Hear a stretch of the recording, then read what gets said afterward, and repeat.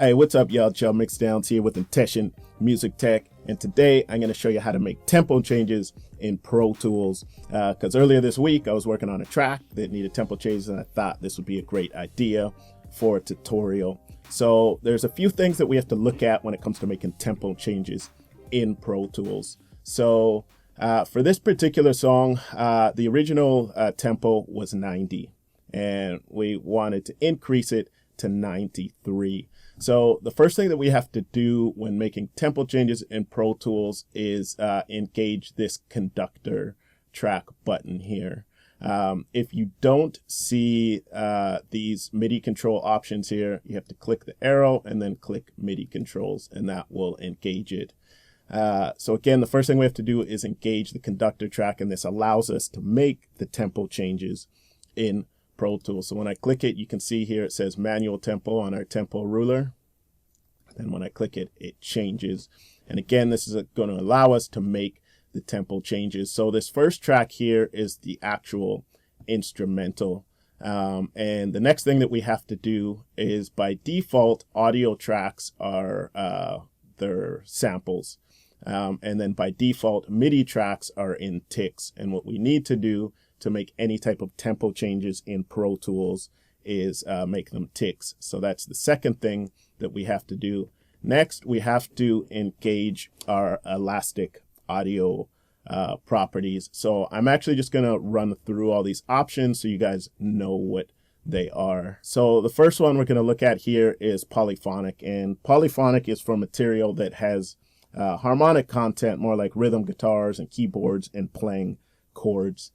Rhythmic is more for drums and percussive instruments. So if you want to change the tempo with percussive instruments, then you'd use the rhythmic option.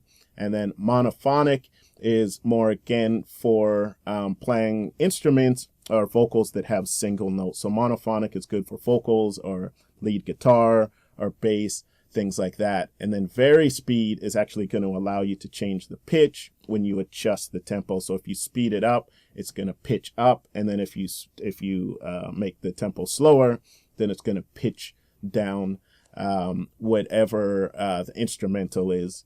So that's varispeed. And then Xform is a way of actually changing the tempo, but doing it in higher quality. And what it does is it actually renders out whatever your audio is. So this is something that you can do actually after you've made all your changes and you're mixing.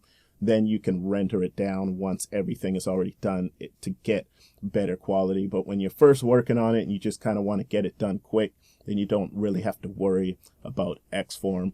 So what I would normally do when I have an instrumental is I'll do polyphonic. And now once this is engaged, watch what happens when I start adjusting the tempo here. Right away, you can see that the elastic audio is engaged because it will have the image here on the track. So now I can just change it to whatever tempo I want, and it will adjust. And again, for this track, I wanted it at 93. And then these are the stems for the beat. And you can also, of course, change any of these tracks. So what I would do in this situation, I would highlight all of them. And then if I hold Shift and Option, I can change them all to ticks. And the correct way to do this would go through, like for drums, you would change each drum to rhythmic.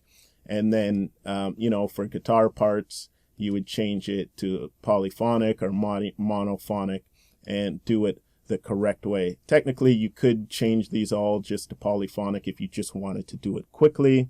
But if you wanted to do it the right way, you'd have to go in and do it individually, and that will also adjust. So if I hold Shift and Option and I change this to just all of them, they're now polyphonic. If I adjust the tempo, it will stretch all of them out.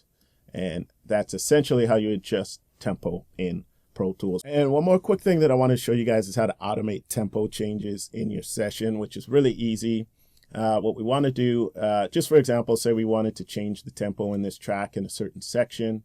What we have to do is go to our tempo ruler, and here you can see we have our tempo change adjustments. So just for example, if we wanted to highlight this section. We'll zoom in a bit. We just highlight the section that we want tempo changed, or you could use the pencil tool and draw it in, either way. And then once you've done that, you just adjust the tempo this way, and that will automate your tempo changes in Pro Tools. So as always, I hope this tutorial was really helpful for you guys. I really appreciate y'all supporting the channel, and I'll see y'all soon on the next video.